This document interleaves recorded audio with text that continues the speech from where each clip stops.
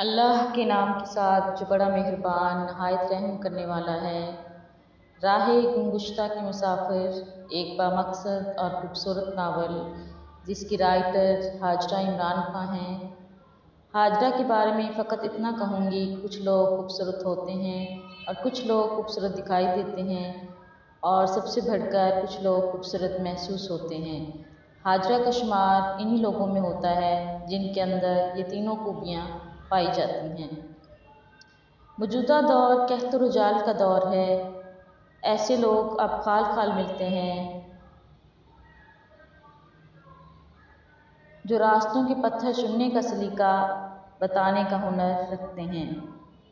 हाजरा जदीद दौर की वो राइटर हैं जिनके अंदर एक दाई इल्लल्लाह मौजूद है जो लफ्ज़ों को तराश खराश कर इन्हें शुगर कोटेड करके नई नस्ल को खिला रहा है।